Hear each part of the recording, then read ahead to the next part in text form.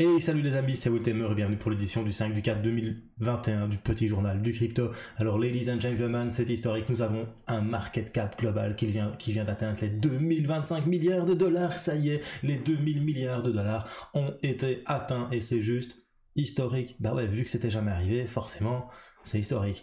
Après ça, tu vois que le Bitcoin est en train de se relever, il est à 58 993 dollars, il n'y a pas si longtemps que ça, il était encore à 59 200 dollars. Donc attention, est-ce que c'est un petit fake out ou un regain d'énergie réel? Après ça, on a Ethereum qui est à 2111 dollars.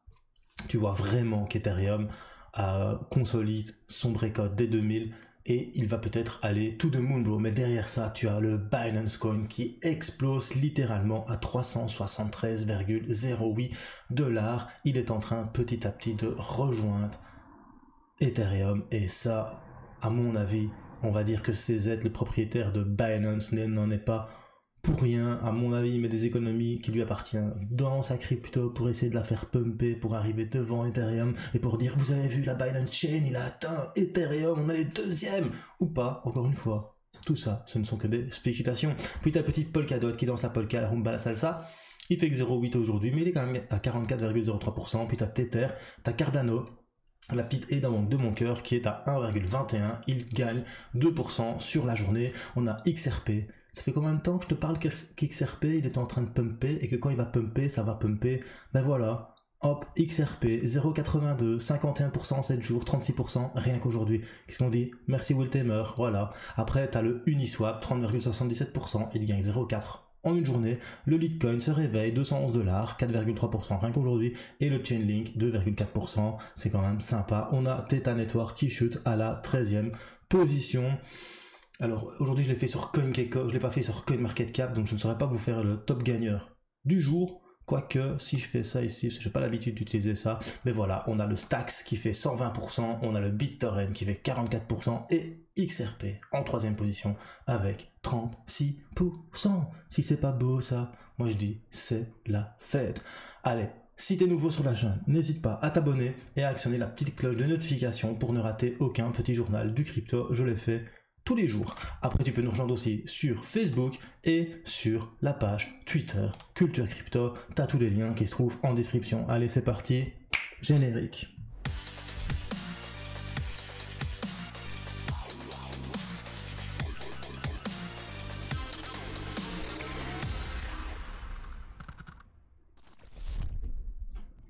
Voilà, et ça fait quelques jours, quelques petits journaux du crypto que je te prends la tête avec XRP. Je te dis qu'XRP est paré à pumper, que XRP va revenir, que XRP va peut-être gagner contre la SEC, que XRP va peut-être revenir sur Coinbase. Conclusion, XRP, encore une fois, vient d'obtenir sa plus haute clôture hebdomadaire depuis le mois de mai 2018. Il clôture sa semaine au-dessus des 0,70 dollars et ça fait super plaisir à voir pour les supporters d'XRP et ceux qui ont de l'XRP. Et quand XRP pump, généralement, ça fait mal. D'ailleurs, tu vois, on est déjà à 0,82, comme je viens de te le dire. Et je pense vraiment que on va aller chercher l'all-time high. Maintenant, ne me fais pas dire ce que je t'ai pas dit, parce que je te dis, je pense vraiment qu'on va venir chercher les 3,33 dollars, qu'il faut investir dedans. Tu fais ce que tu veux, n'oublie pas. Si tu appuies sur le bouton, c'est toi qui trades. Pas moi. Voilà. Après ça, on apprend aussi que Monsieur Charles Hoskinson, le PDG de Cardano, fait allusion à la signature réussie d'un accord entre le Cardano et le gouvernement éthiopien. Après des jours de spéculation, Charles Hoskinson a fait une petite publication sur Twitter et il a fait un genre de petit rébut, enfin une petite devinette. Il a mis ce petit oiseau et il a mis ce président des États-Unis. Et en fait, ce petit oiseau est d'origine éthiopienne et monsieur John Hancock, c'est un marchand américain et ancien président du Congrès, qui a signé lors de la déclaration d'indépendance des États-Unis. Conclusion, il faut comprendre qu'il y a eu signature entre Charles Hoskinson et IOHK, donc Input Output Hong Kong, c'est la société qui gère Cardano, et le gouvernement éthiopien. Il y aurait eu signature. Avec cette possibilité d'accord signé, la communauté Cardano attend l'annonce officielle. Vraiment, vraiment très fort, parce qu'après ça, ça risque de pumper sévère. Ou pas, encore une fois, tu sais bien, tout ça n'est que spéculation. Mais en tout cas, l'Éthiopie serait peut-être le premier pays à utiliser la blockchain Cardano, et ça c'est vraiment fabuleux. Après ça, on apprend que la capitalisation boursière de la crypto-monnaie vient d'atteindre 2000 milliards de dollars, mais surtout c'est pas ça, surtout c'est que le total des crypto-monnaies vaut autant qu'Apple. Et ça, franchement, moi qui suis complètement intoxiqué par Apple, il y en a qui me disent ouais, tu ne jures que par Apple. Eh bien, franchement, ça m'impressionne et je suis vraiment content parce que Apple, c'est quand même pas rien. On a beau critiquer Apple. J'ai un MacBook Pro 2013, il tourne comme une horloge. J'ai un PC, une tour Windows qui a 2 ans, elle tourne comme de la merde. J'ai mon iPhone, il fonctionne. À côté de ça, un Samsung, c'est de la merde. Enfin, c'est mon point de vue, je vais pas me faire dire ce qu'il faut pas dire. Mais un Samsung, t'en rachètes un tous les 2 ans. Moi, le mien, je l'achète tous les 6-7 ans. Donc voilà, je pense que c'est peut-être plus cher, mais ça dure beaucoup plus longtemps dans le temps. Et surtout, j'adore l'écosystème. C'est ça qui me plaît. Mais surtout, ce qui me plaît là, c'est que on vaut autant. J'ai pas 2000 milliards de dollars, hein, faut bien comprendre. Hein. Mais nous, notre cryptosphère vaut autant qu'une des sociétés qui a le plus la hype dans le monde.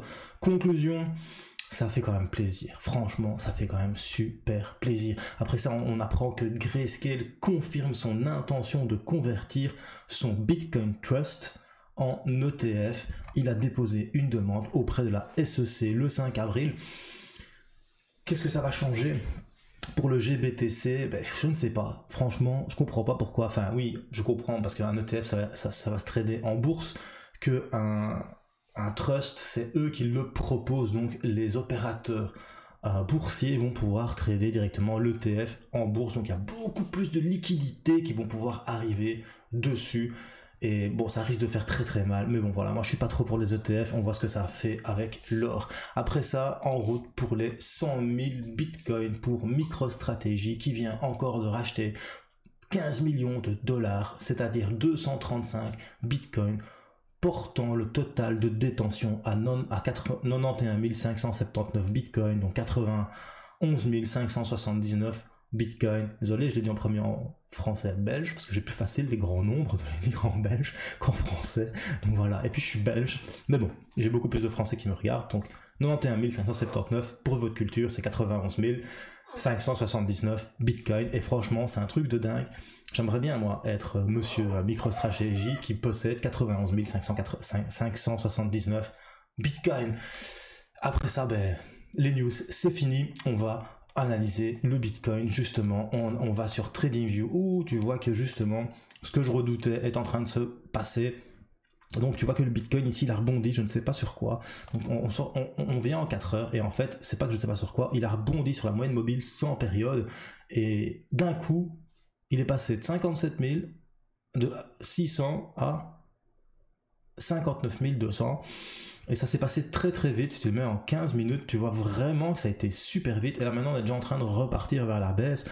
Mais bon voilà, le Bitcoin reprend-il de l'énergie et de la force? J'ai l'impression quand même que sur du H4, notre petit Bitcoin, il a quand même repris sur la moyenne mobile 50 périodes. Et puis c'est quand même une zone ici qui a été fortement travaillée. Tu peux le voir, tu peux le remarquer là comme ça. Ici c'est quand même une zone qui a été très travaillée, tu vois. Souvent elle a été travaillée. Donc, faut rester patient. Maintenant, il a quand même pas réussi à imprimer un haut plus haut que le précédent. Et tu me fais c'est quoi un haut plus haut que le précédent? Ben, je vais te montrer le haut précédent. Il est ici. Et celui-ci, il est plus bas. Tu vois, hop.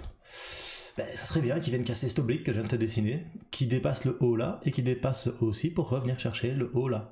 Voilà. Et une fois qu'on aura passé les 61 000 $, on pourrait se dire, ça y est, c'est reparti pour le bull run. Ici, pour l'instant, pour le moment, c'est pas reparti pour le bull run. Ici, il y a peut-être un petit regain d'énergie sur le Bitcoin qui vient de se passer parce qu'on a passé les 2000 milliards de dollars sur les crypto-monnaies.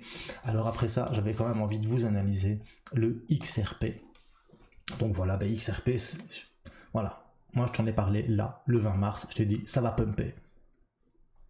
C'est pas moi qui le dis, c'est le graphe, mais en tout cas, le 20 mars, j'ai commencé à reparler de XRP parce que je trouvais qu'on sortait de ce triangle haussier qui avait aussi ici, hop, l'alignement de la moyenne mobile 50, 100 et 200, un petit croisement qui venait de se faire, et pour l'instant, c'est ce qui est en train de se produire, l'XRP pump, et la target pour XRP, en plus on vient vraiment d'exploser le dernier plus haut, la target pour XRP, tu dois regarder sur du weekly, c'est pas compliqué. Moi, ma target maintenant pour XRP, hop, je prends mon petit rayon ici.